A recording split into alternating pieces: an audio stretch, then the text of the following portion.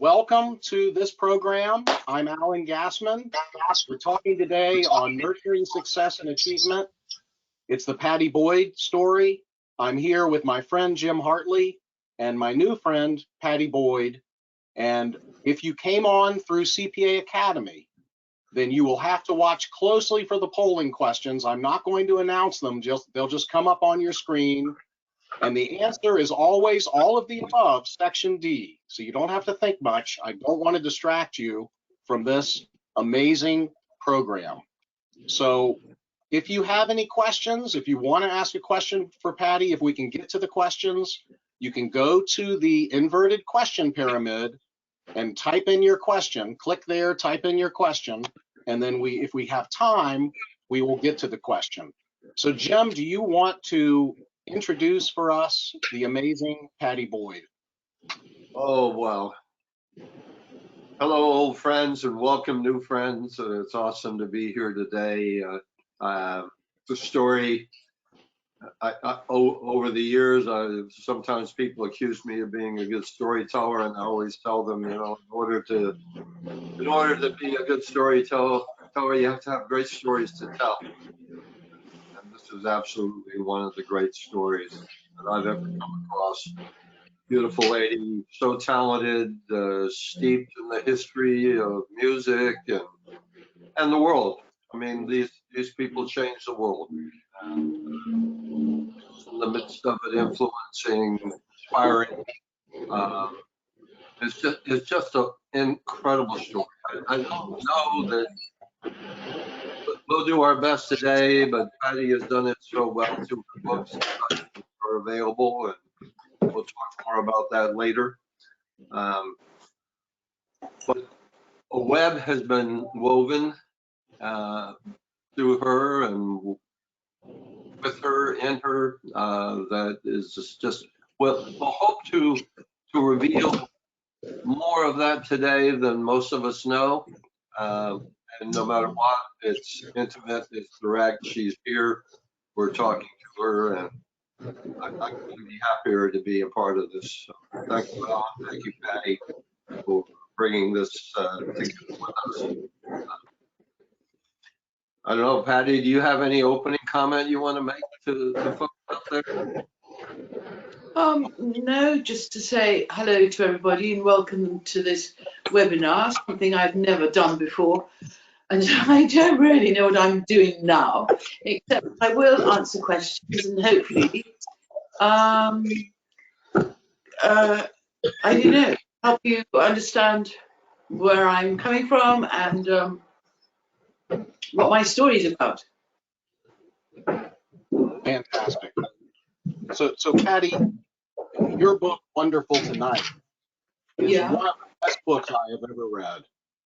It's a fascinating history of your days and times, George Harrison and Eric Clapton, and your own life, and some really miraculous things that happened and that you helped make happen in the 1960s and the 1970s and thereafter. And it must feel really good to be Pattie Boyd. Yes, Alan, of course it does. But you know, you're talking about the 60s and 70s. To me, that seems so long ago. And I really don't delve back and think about it too much unless I have to. So doing something like this or doing an interview for a magazine, I think with time I realized that, in fact, the 60s was one of the most fantastic and creative periods, particularly in London. I think we realized that it was a wonderful zeitgeist going around, full of creativity. I mean, not just photography, writers, poets, music, filmmakers, you know, anybody with any sort of creativity emerged at the same time. It's like a zeitgeist. It was really fascinating, and I could feel it, I could sense it in the air. Pattie, one of the things that and by the way, if there's anyone who's coughing right now, please mute yourself. But Pattie, one of the things that your book goes into that I think was really interesting was your childhood Yeah. growing up in Africa. I think you had obviously very good parenting, very loving family. You've had great family relationships. Can you give us just a little bit of background on that? Because I think you brought some stability into some lives here of the people you married and the people who you interacted with. Well, you know, I grew up in East Africa. I very rarely saw my parents because they were always doing other things.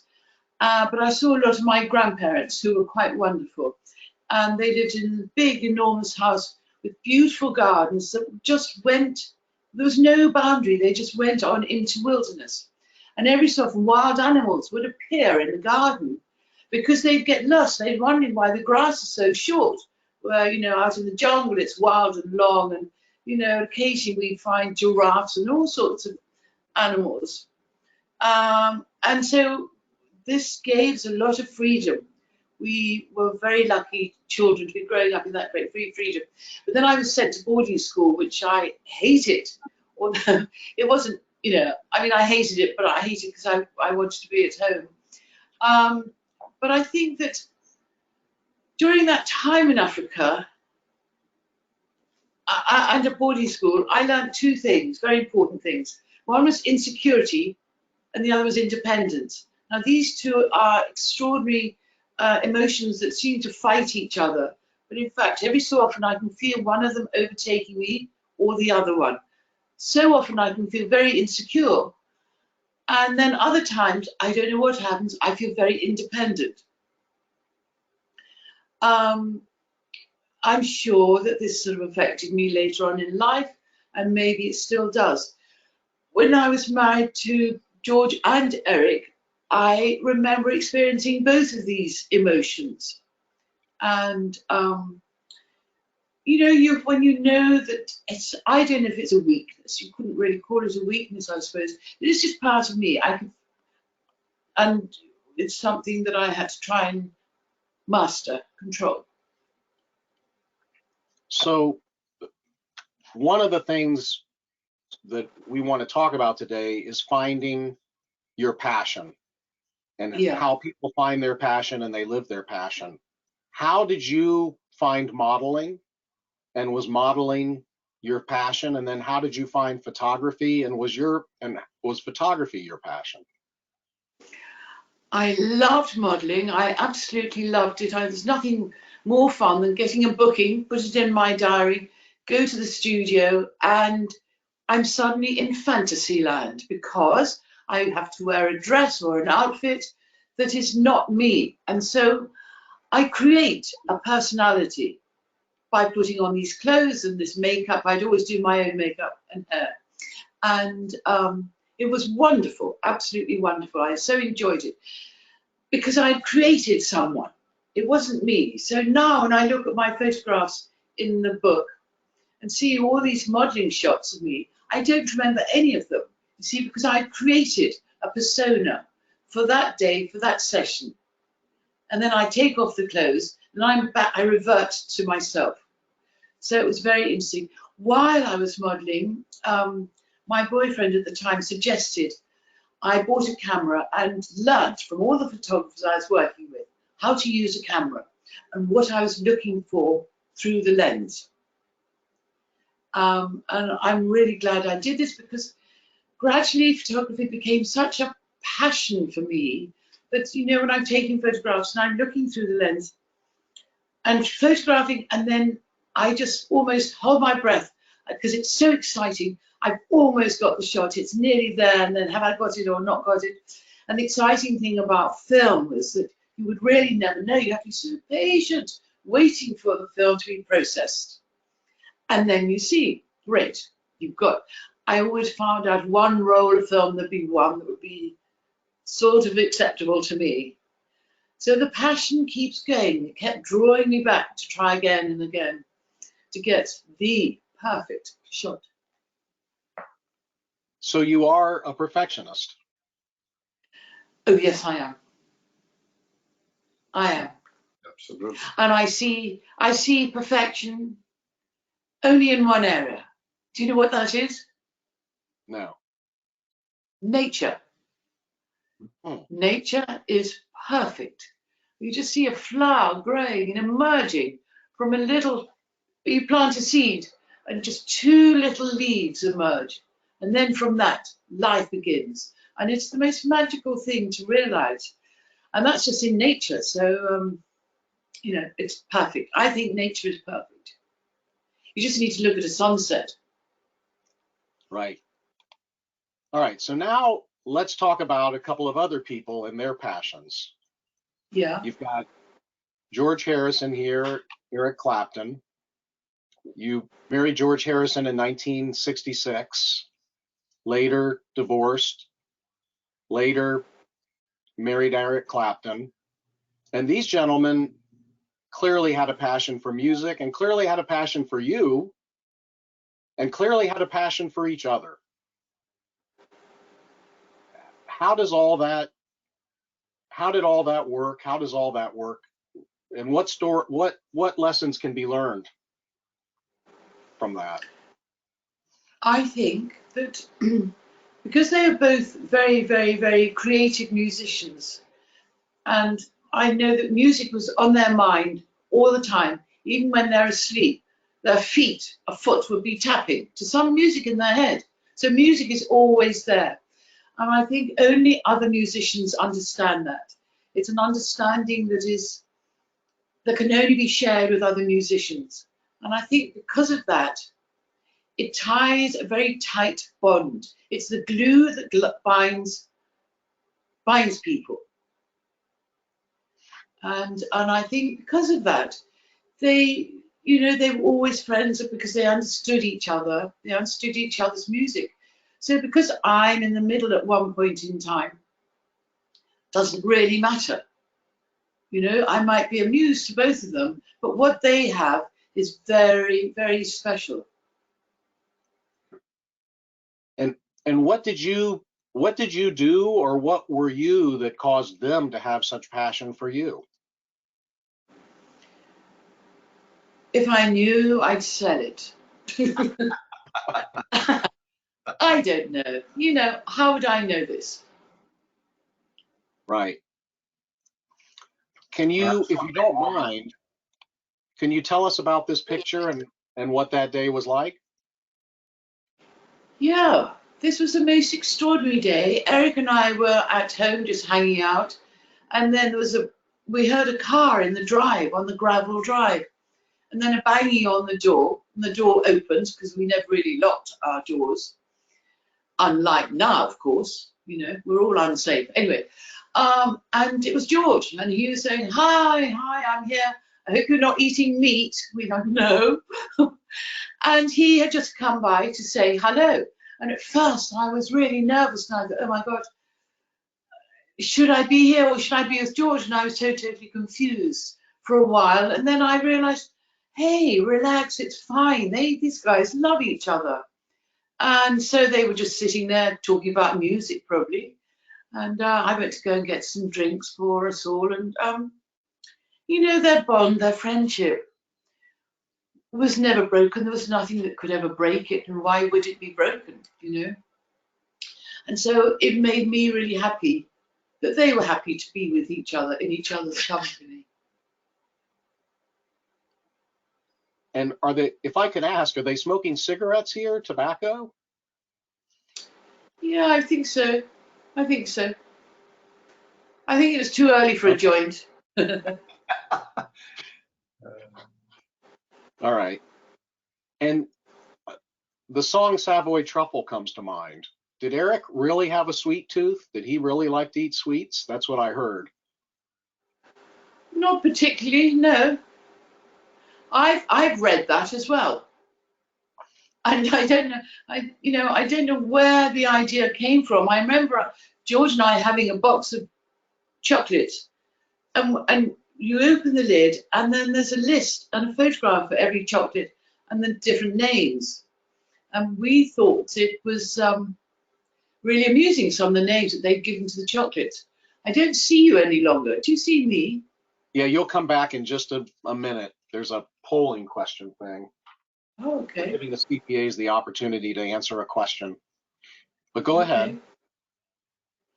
Okay. Okay. And I don't know where this story came from that Eric had a sweet tooth. He really didn't at all, as Okay. far as I remember. No. And then you mentioned something else, and that is the George said, "I hope you're not eating meat," and he was kidding because he had a great sense of humor. But what was going on there? George was a vegetarian, as I was when we were together, and then when we split up, for some reason, oh, I know, I went to Disneyland. There was nothing to eat except meat, so I had to have a hamburger. It felt like a big rock in my stomach for about 4 hours. Anyway, so Eric and I were together and we ate chicken and meat and whatever. We became carnivores. And I think George was hoping that I would remain a vegetarian once he and I split up.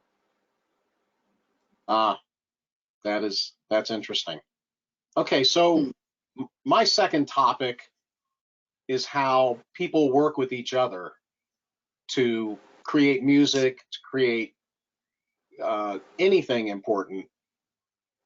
What sort of synergism or mastermind working together did you see when you were involved with the Beatles, when you were involved with Eric, and otherwise? How do these people work together? Is it intentional, unintentional, and what did you see? What did you hear?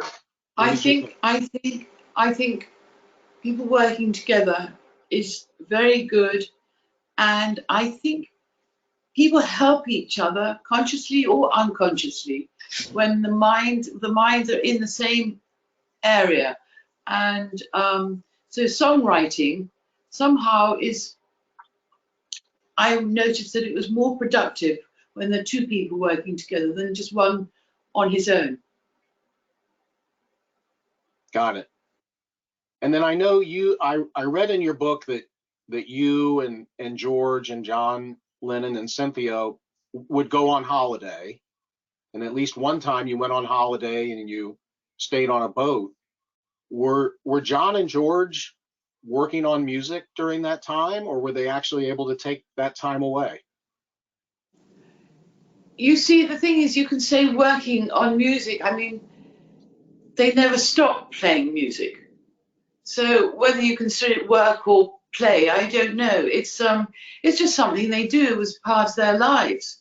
They'd always have guitars, always play. And so they're always, I suppose, working, playing at the same time. Okay. Yet they never, for example, Harrison and Lennon, if there are any songs written by the two of them, I wouldn't know what they were, but that synergism No, still applied there. Alan, the thing is that work would happen in the studio. So John and George might be on a boat in Tahiti, and they might be playing their guitars, maybe together or maybe individually playing different things. But then when they get into the studio, the work is there. So if John had written a song, he needed Paul and Ringo and George to help build it up. So the creation, it started like a seed, like a seed. John would write the song, the seed, and then the other elements, the other musicians, work around it, with it, and the four of them create what you hear, this wonderful record. Your book talks about a lot of parties that went till the morning. Were they creating music at these parties till 5 or 6 in the morning? Or were they partying till 5 or 6 in the morning, or some combination thereof? Um, well, this is very difficult. I don't really remember. Occasionally we go to parties, other people's parties, but then we go home and then they would play their guitars. I don't know if they. That's difficult. I don't know. I can't remember. Okay. So if you don't mind, tell us about this photo. This is an amazing photo that you took. It's really incredible. Well, what was it about? this is extremely naughty of me. I'll tell you now. I'll tell you why. This was a setup for an album cover that George was doing, and he had a photographer there to take the photograph for the album cover. The photographer turned around and did something, put more film in his camera, and I leapt into his place and I took that photograph. I think the best, because George had just opened the bottle of champagne. Look at it, flowing over the table. But the Oh, one used, wow. you see, as they've employed this photographer, I think they had to use his shots, not mine. And if you look at the album, Jim, I think you've got one. If you look at this album, you'll see that it's a different one that they've used, not mine. But I prefer mine. They should have used this one. I know. That Shame champagne, on. amazing. I had no idea. So who is in this picture? Do you recall? Yes. Now, starting on the left, it's quite difficult for me to see. I think it's Ringo, Yeah. Jim Horn, Klaus Voormann, George, Nicky Hopkins, and then an American drummer whose name I can't remember at the moment. And then at the end is the lawyer. What's his name? And it was actually his house. Wow. And his name has just disappeared. I don't know why. And normally would these guys be having a good time together while they're working on an album? Well, yes, I mean, they always have a good time. I mean, just working together always creates, hilarity and stories and jokes, and in between being very serious and writing or composing and playing music. Right. So just for the audience, I want to mention that Pattie has an amazing book, My Life in Pictures, and there's some very dramatic pictures and some very dramatic stories and explanations in the book. If you're a Beatles fan or an Eric Clapton fan or a photography fan or a Pattie Boyd fan, you have to have this book. And I also want to mention that, Jim, do you want to just tell us for a minute, what you do and what's available at your gallery, just so people understand what you've done to make this into a really, nice business and nice opportunity for people like me to have Pattie's art and signatures in my office, which I have and love. Well, sure. I mean, Theron and I, my partner and I, we started what we do in 1983, and we started out with Picasso, Chagall, Moreau, and modern masters, and we're art dealers. And so we were two guys that saw the art in everything. Just as Pattie talks about the musicians and music, the seeing, being able to see the picture no matter. And so as time went on, we made a transition into popular culture. It happened in a number of ways, but it came about through us seeing art in places that others hadn't seen it, I suppose. And the transition, I'll go through it quickly, but the transition basically happened with the beautiful work of Alberto Vargas, who people saw as pinup, or they saw it in different ways, but the man was one of the finest watercolors I've ever come across. And as people who dealt in art, if you will, we saw the art in that. We saw the incredible skin tones, beautiful faces, fabrics, things that are very difficult to do in watercolor. To be able to capture it, it sets up so quickly, and you just have to have such a deft touch and eye. And so, we've sold in the neighborhood of, well, certainly north of $30 million worth of Vargas over the years. But what happened is Vargas brought us into the art of popular culture. During the war, they used to paint them onto the bombers and the airplanes. There were morale boosting images for the troops went around the world. And so we continued along that line, and shortly Well, within a couple of years, we became the original dealers and distributors for our friend Ronnie Wood of the Rolling Stones, who he went to Ewing Art College. Art was a passion for Ronnie, and I'm sure Pattie can speak to this too. And his ability, Phil Carson, his manager at the time, had come through and saw what was going on with Vargas, and I guess he put it together that people were buying millions of dollars worth of incredible paintings of beautiful ladies that that perhaps they'd also like rock and roll. I think the two do go together. And so, as we're proving here today. And so we got involved. We became Ronnie's first dealer and distributor. I guess we've sold in the neighborhood of $15 million worth of his artwork or more. Wow. Over the years. And what happened, we spoke to this a few weeks ago, but I'll go through it again here quickly because there's many people here who haven't heard, that rock and roll photography, photography had been accepted as an art form by this time. And I'm talking about the latter part of the 90s. And so a friend had come through, someone who became a friend had come through and saw what was going on with us and asked if we had ever dealt in if we were interested in dealing in rock photography. And he was a rock journalist at some point in the past, and he was he knew some photographers as a result. Anyhow, it led to us bringing in some photographs. We were very open to it. We saw it as, again, we saw it as an art form. And so we began to, again, in the latter part of the 90s, we began representing and making them available. The stories were unending. The part I liked the best in many ways is the story behind it that exudes from the photography. But it's stories from every direction, from the photographer, from the subject, from you who just came in and told me your story, for example, in the gallery, whatever. And so we loved it. But we were talking about artwork. We saw it as artwork. We were talking about items that were selling in the hundreds of dollars.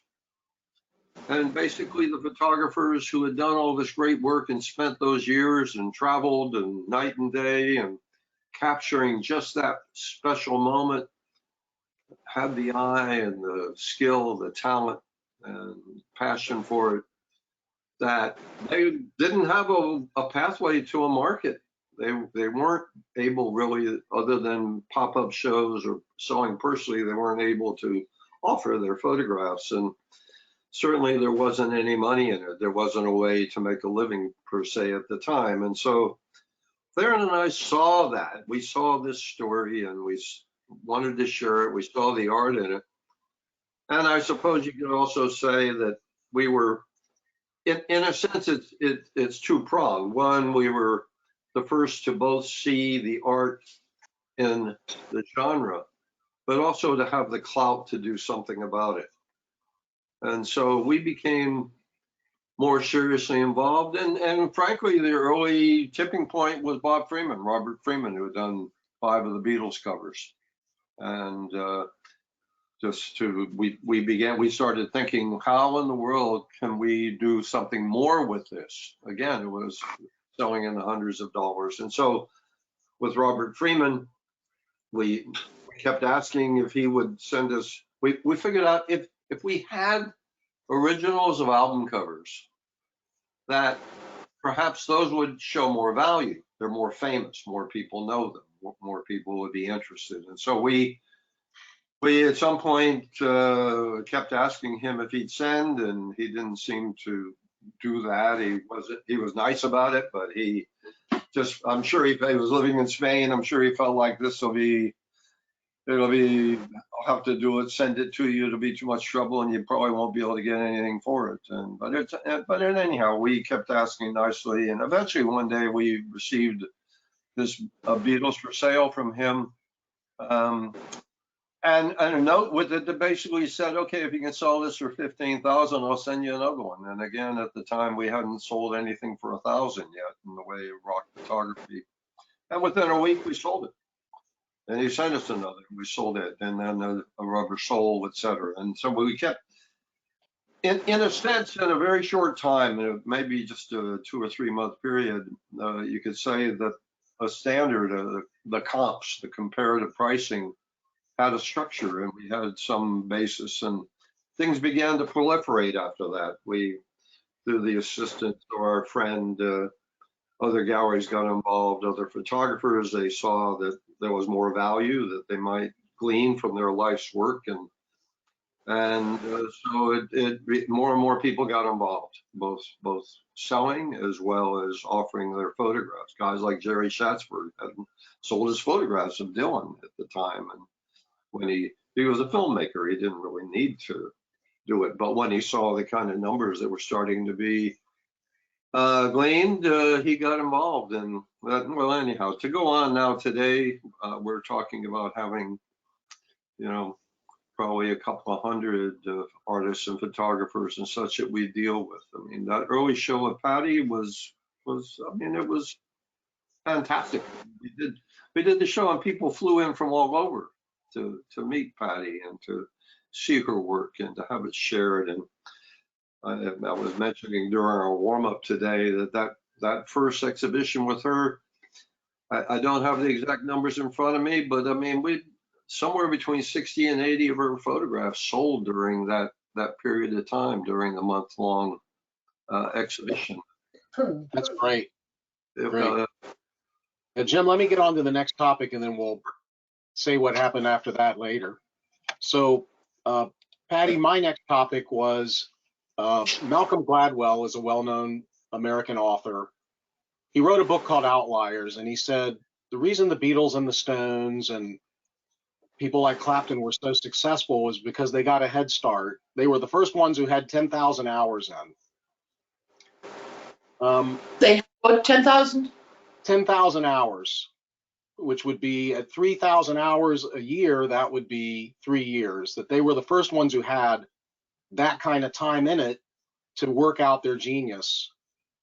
Do you have any thoughts on that? And I think people don't realize how hard these guys worked. Or do I think, or am I wrong? Did they not work hard? No, they worked very, very hard.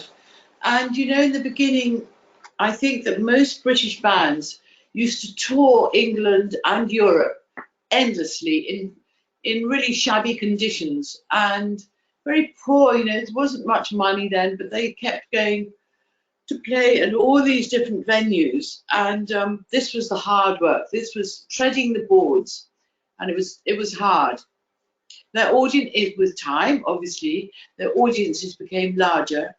And that's how it grew, but it took a lot of hard work initially. Right.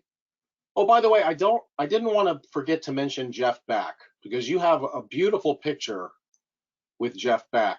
Tell us a little bit about Jeff Beck. Oh my God, he was the most adorable man. He was adorable. He was so sweet. I mean, when you see him on stage, you think that he might be some sort of rough dude, with his sleeveless t-shirts, and he always looked so macho and everything. But in fact, he's like a little kitten. He's so sweet. And and he was always so nervous of everybody. He could never understand why people liked him so much, or he never understood that he was this fantastic guitarist, adored by every other guitarist, certainly in England. And I took photos of him surrounded by cats, and I just thought, this is so adorable, this is so Jeff. And then I've got other photographs of him tinkering under hot rods. He collected cars, these hot rod cars. Do you know what they are? Yes, absolutely. Yes, you do. Yeah. Okay, so he could build a car virtually. So he was very he could be very soft, and then he could be very macho. He was a very fine man, and adored by so many people that he had no idea. So, if I could ask you to talk about another picture tell us what this is and where it was and what it means. George and I were in California, in Los Angeles, and one day we thought it'd be quite fun, and a girlfriend of mine, Chris Odell, we thought it would be quite fun to hire a boat, and George's friend Don Nix, who's a songwriter, American, go out in a boat and go across the water to Catalina Island. It just looked so simple, go across to Catalina Island. So we were in the boat, and you know, Don is doing a bit of fishing, and I think we must have had a joint. Anyway, suddenly from nowhere, this submarine appeared. And we thought, my God, what have we been smoking? We thought, this is surreal, you know. And we tried to get to Catalina Island, but we weren't allowed to land there for some unknown reason. I don't know. Anyway, we turned around and went back. I just love this photograph of the two of them looking, you know, kind of quite cool, really. Yeah, that's wonderful. Okay, my next topic here is partnering with people more talented than you to enhance performance. It seems to me that George Harrison and Eric Clapton really love to collaborate, or George loved to collaborate, Eric loves to collaborate, play with others. Did you see that in the process, that they would be reaching out to others and working with others, or is that a wrong perception? No, both of them absolutely loved reaching out to other musicians who they might hear unintentionally via something, by I don't know. They loved collaborating with other musicians. I mean, George certainly, as he had Apple Records, they were intent on really trying to find great talent to add to their label. So George recorded quite a few people, like was it Jimmy Lomax, Johnny Lomax, somebody Lomax? Can't remember his name. Anyway, lots of people, Billy Preston, of course. And so George loved the ability to do that, to be able to play with other people. And Eric as well loved his band, and he would change his bands every so often, the people in it. There was one time where everybody in his band came from Tulsa, Oklahoma, and he loved them because they just brought something else into his music, you know, and they would all write songs together. And so I think it's good. I think it's really difficult for a musician to write on his own. I think that's really more like country musicians, country singers do that, work on their own, I believe. Whereas rock and roll is more inclusive. Right. So I believe. Yeah. So what was this picture? One day, George and I thought we'd go and visit Donovan, who lived on a small island called Skye. This is off Scotland, which is quite far north from where we lived. And so we took a sleeper train up to the north, and then we got a boat over to the island of Skye. And this is George. We were walking around with Donovan, and I just happened to love George's profile here. And with that little crofter's cottage in the background, there's two things going on here, which I always like, two things going on. So you can tell that it's, you know, in the middle of nowhere, really. And this is a little barn where they keep hay. So we're right, it's very, very rural. And yet here's this fabulous George with his beautiful profile, he's probably thinking of music again. And so I just liked the two together. It's brilliant composition, brilliant photograph. Yeah. Okay, so Pattie, I think one of the most important contributions you have made really to modern society was being the leader of the idea of seeing the Maharishi yogi, which resulted in, go ahead. Alan, I really don't want to take all the praise for this. I have to tell you the whole story, which goes like this. The Beatles were on tour in Australia, and while they were there, I saw a little advertisement in the Sunday Times, an advertisement of how to learn to meditate, transcendental meditation. So I phoned my girlfriend and I said, we've got to go. Let's go and learn how to meditate properly. And so off we went, and we learnt the transcendental way of meditating. And then when the Beatles came back from Australia, I told George about TM, and he was fascinated because he knew a little bit about meditation, but we hadn't actually started meditating yet. And then, you know, how things happen in a magical way. About a few days later, McCartney phoned and said, hey, there's this guy called Maharishi who's coming to London to give a lecture on meditation. Let's go. I said to George, that's my guy. That's who this is, you know, what he teaches is what I've learned. And so that's ended up when normally if one of the Beatles do something, we all do it. So off we all went as a gang to listen to the Maharishi, and you know, everybody was taken in. It all made total sense. How did it feel with the first time you were in front of this Maharishi? Do you think he was a true yogi? Yeah, I was just enamored. I thought, my God, this man is so special. He's so wise. You know, and you could feel this wisdom emanating from him. It was fantastic. And John was funny. John would always say, maybe he'll tell me the truth. Maybe he'll tell me what life's all about. You know, I think he gave Maharishi more than he really had. Okay. Yeah, but anyway, he taught us all a lot. I mean, so much, particularly when we went to India. And, you know, being in the foothills of the Himalayas is the most sort of obvious place to be, to absorb the spirituality and the culture of India. And I know that Ringo and Paul still meditate, because they've said without a doubt that they still meditate. And I think Paul was quoted as saying he's no better at it than he was when they started, but he's clearly using meditation. Marcia and I have been took the TM course probably 20 years ago. We definitely use meditation. Are a lot of people using meditation? And thanks for helping the Maharishi grow that. Yes, I think a lot of people are meditating.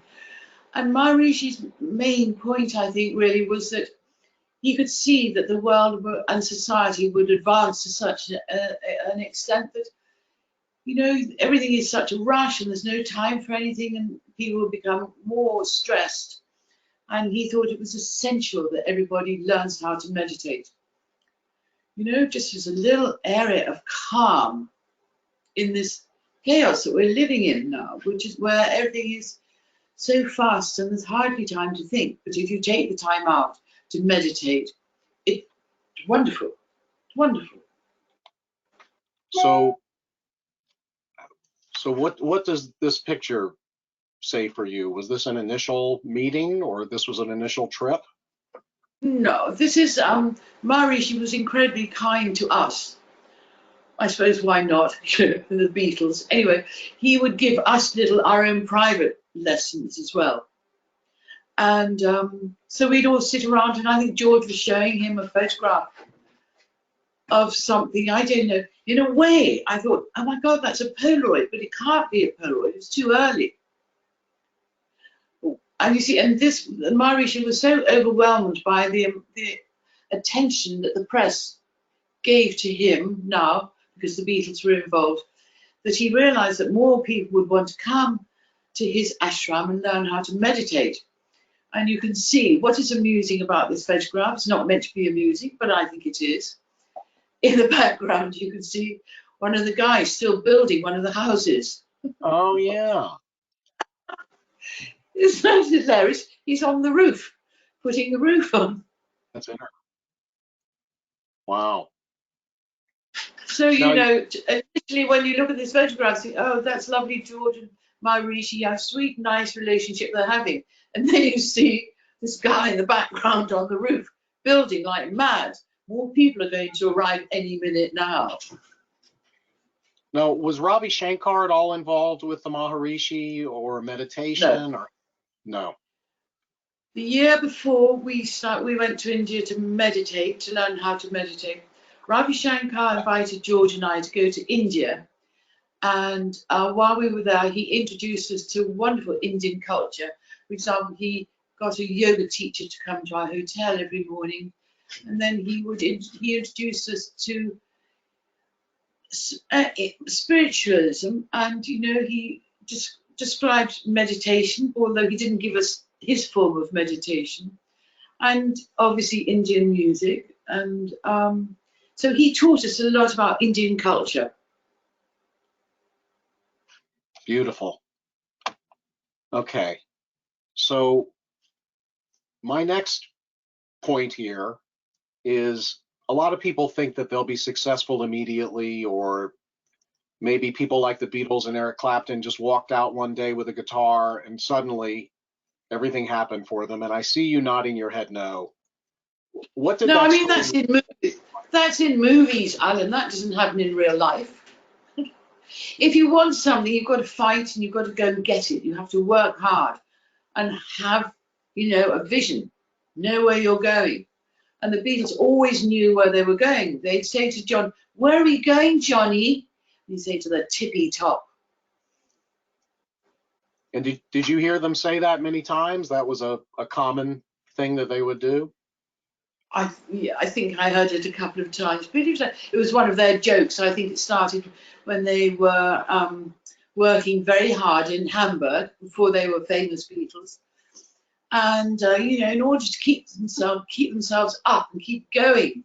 And where are we going? We've got to go to the top. We've got to keep working.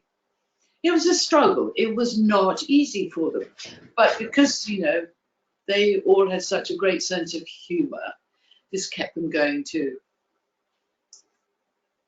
So I take it that they used humor to avoid stress and to enjoy things. Did you guys play practical jokes on each other? Were there particular things that happened that were pretty funny that maybe aren't known in the mainstream? I remember Maureen Starkey and I being in Ringo and George's apartment one day, and the guy, and I didn't know why we were there. Anyway, somebody knocked on the door and we made us both very nervous. We thought, "Oh golly, who can this be?"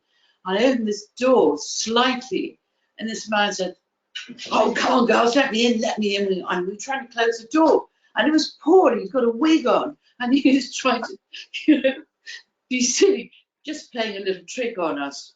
But it was a bit scary. We thought there was some weirdo. So, when I read your book and you met the Beatles on the set of A Hard Day's Night in a train, and they were just together, apparently cracking jokes and being delightful. It's just hard to believe that such luminary geniuses could be regular, friendly, likable people. A few people have sent questions. How did the Beatles' wives get along? How did you actually interact with the Beatles? How did that work? How did that feel? Well, I felt that we were really very lucky and in some sort of kind of exclusive club. We knew this was very special life that we were leading. But then you can't go around keeping that in your mind all the time. You have to be normal, down to earth. And so, the Beatles were really sweet and they liked being down to earth. They didn't like being famous Beatles all the time. It's like anybody. You can't wear that famous hat all the time. You've got to relax a bit. Yeah, Joey D once told me, he said, always be friendly to people when you're on your way up, because you're going to see them again when you're on your way down. Yeah, I've heard that. What did you call it? Yeah. Yeah, I'm sure. I mean, yeah. That's a good lesson for a lot of people, I think. Yeah. Okay. By the way, we're going to lose video again to do one last polling question for all these CPAs who get their continuing education credit. Yeah.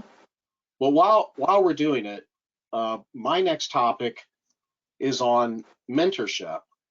And I was very, very interested in when your book, you talked about how close the Beatles were with Brian Epstein. He certainly was a mentor to them. He certainly was a leader. And I was really amused that George brought him on George's first date with you. What was Brian Epstein like? Oh, I was mad about him. He was a very charming, sophisticated guy with great sense of humour, and you know, he was more knowledgeable about life than we were, because we were sort of like, in a way, we were like children, because we were like 19, 20. And when George asked me out, and I said no, because I'd got a boyfriend. Anyway, a week later, I had no boyfriend. So I went out with George. And he obviously told Brian, who suggested we go to his club for dinner. Now, we couldn't go there without Brian. And this was going to be a really nice, exclusive club. So there wouldn't be full of, you know, teenagers or people who were going to interfere and ask George for his autograph.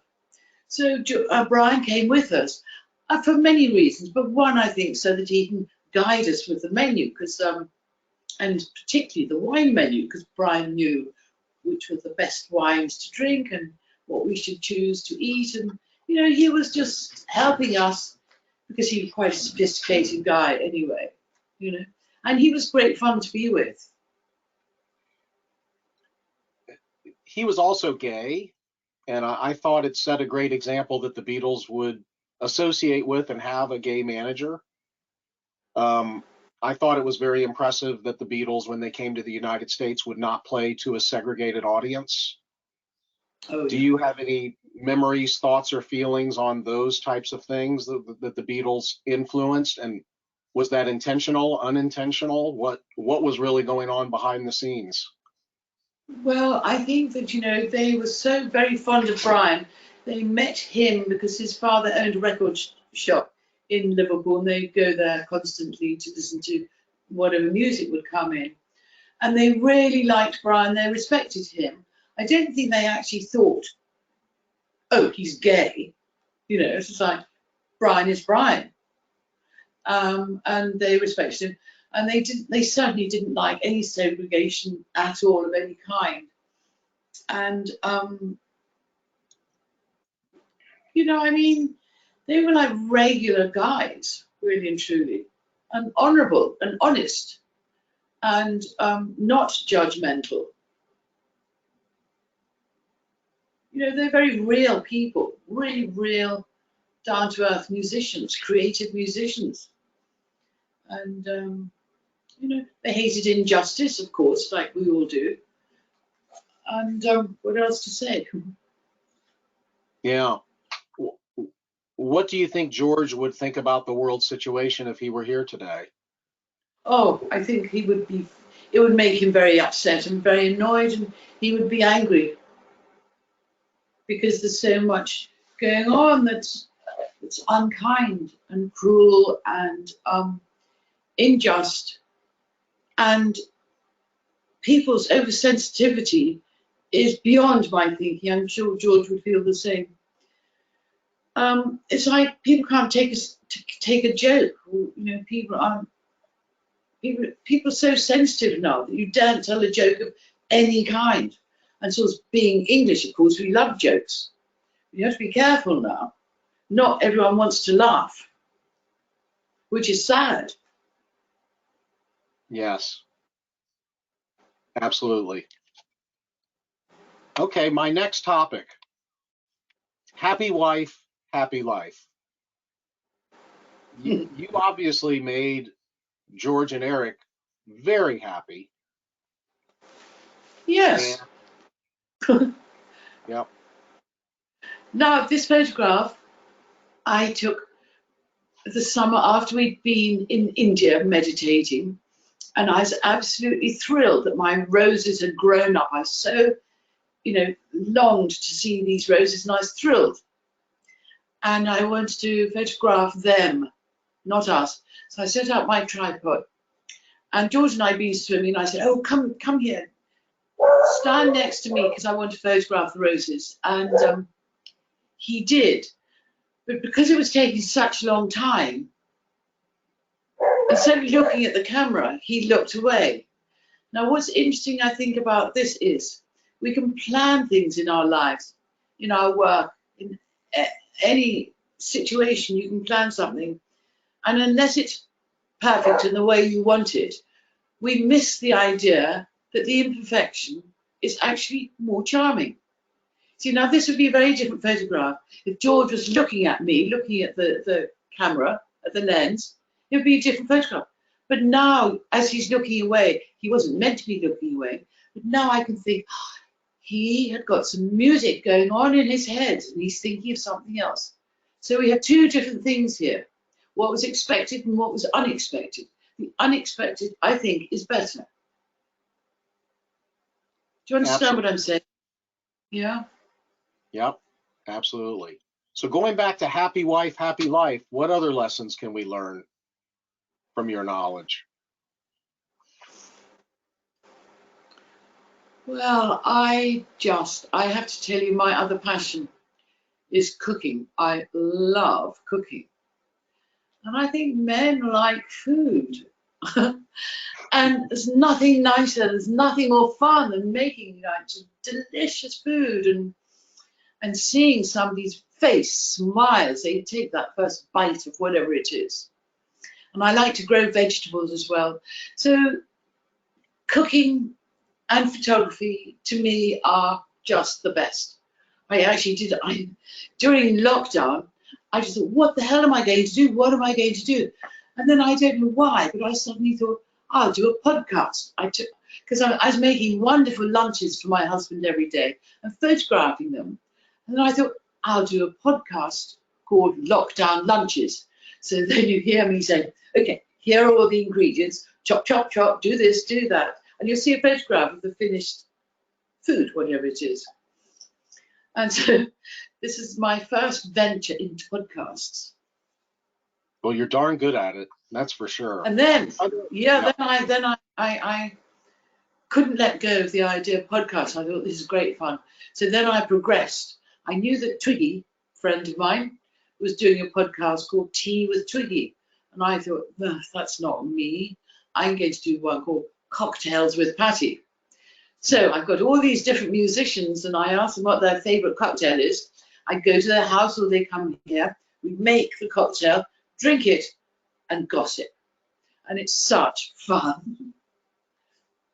Yeah, and I've enjoyed some of your podcasts. What's your thank you. What's your favorite cocktail podcast? Because everybody can find these podcasts just by Googling Pattie Boyd podcast. Yes. Well, it's difficult to say because, the very first one I did was with Gary Brooker from Procol Harum. And then 8 months later, poor Gary died. But he had a really good cocktail and he had very funny stories to tell. Wow. Wow. Okay, I wanted you to cover another picture here, if you would. What does this tell us? This tells us that old friends, nothing like old friends, you see. I mean, this is after Eric and I had split up, I think. And I just thought, I'll go and see my old friend George, go and have that nice cup of tea. So off I went to Friar Park, and here we are. Winter, obviously, you can see the snow in the garden. And it was just like a tripod, set it up, and there we are. And Friar Park was a beautiful place and a beautiful project that you had involvement with. Yeah, it was a mammoth house. It was huge. It was fast. It took years and years to try and put it back to its former glory. And, and George loved gardening. And he got very involved in gardening too. It was great. Yeah. And then there's another picture of George. I think this is obviously somewhere in Miami, in America. With somewhere. Palm trees in the Yeah. sun. Well spotted, Alan.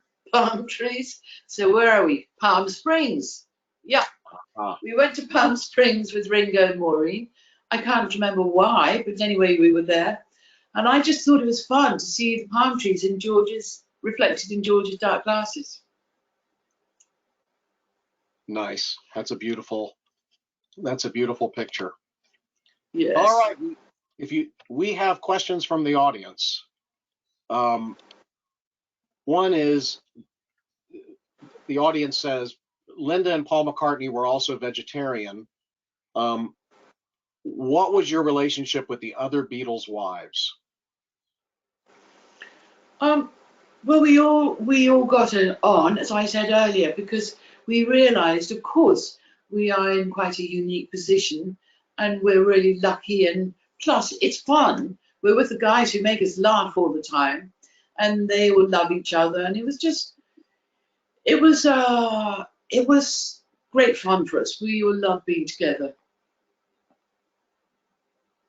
Okay, another question is when the Disney Plus channel Get Back videos, it's about 8 hours, I think, I'm sure you know. When you saw that, or if you saw that, were there any surprises for you as to what was going on in the studio during the Let It Be album recording?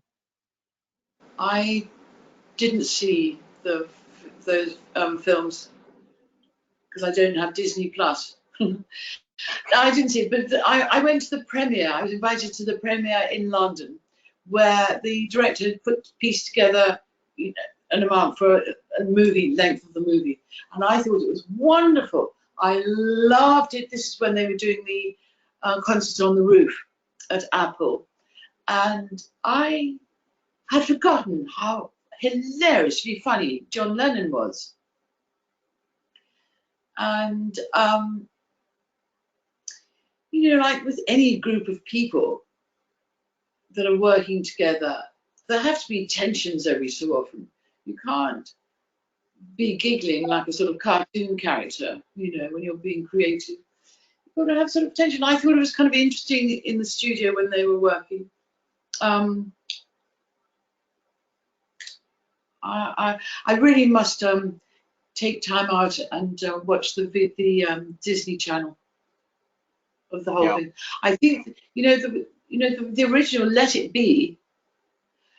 I think it was in a way quite negative because the director Michael Lindsay Hogg was having a divorce. He was having a really shitty time with his wife, and I think that coloured his vision of when he was putting all his film together. Whereas the other director in Australia, what's his name? Was it Peter Jackson? Peter Jackson.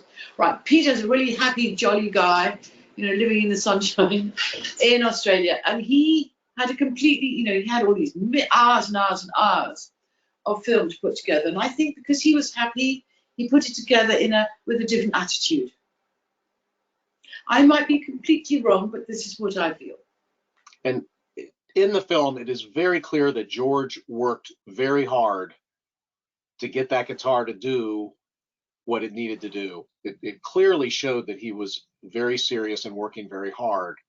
And and it also shows the scene where he said, "Hey, this isn't working. I'm going home." And then there were a couple of weeks where he wasn't in the Beatles, and they had meetings with him. Was there anything that you can tell us about that situation? Yes, Alan. All I can tell you is it was hell living at home. Because George would bring all his anger and anxiety home with him, obviously. And, and I felt so sorry for him. It was it was a really bad time, really bad time. I mean, even the most... because they were sort of breaking up, really. They knew they should break up, but then they couldn't, and things held them together. Their creativity together had to be finished properly somehow. It's like a divorce, really. It's really difficult because you love the person that you're divorcing and they love you, but somehow if it's not working, it's not working. You have to be honest about it. Right. In that film, Paul jokingly says, "Someday everyone's going to say that we split up because Yoko Ono sat on an amplifier." And another part of the film, George is saying to John and Yoko, "I have so many songs. I have so many songs." And Yoko basically says, "Well, you should go ahead and record them," sort of in a friendly and encouraging way. what, if Yoko is villainized, what would you say to her defense? It seemed like she was helping John keep his act together.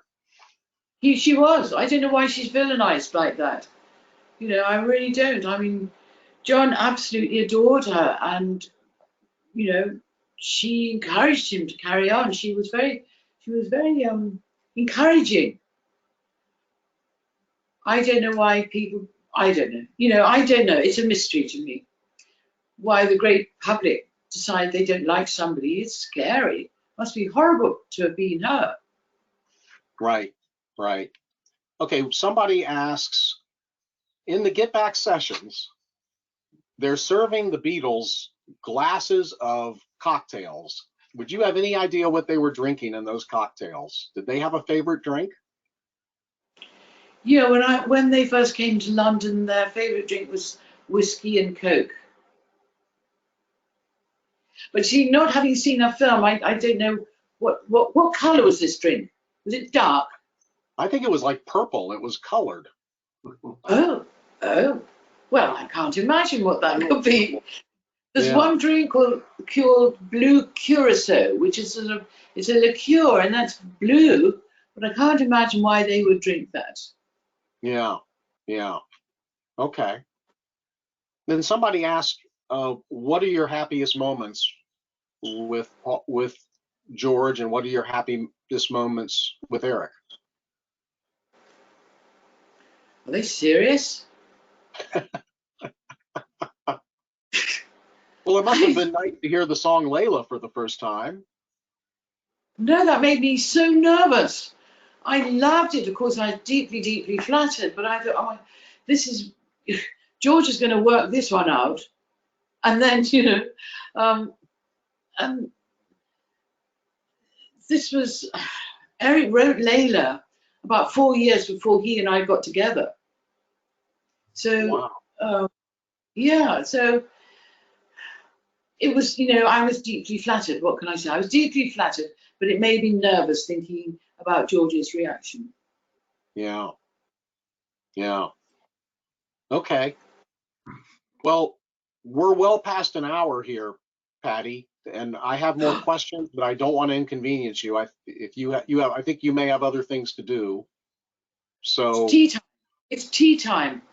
is there anything, Pattie, that you'd like to mention? And Jim, is there anything you'd like to mention in closing? And Pattie, thank you again so much for being who you are, for everything you've done, and for, of course, appearing here. I'm very humbled by it, and you are absolutely delightful. But Jim, what else do you want to?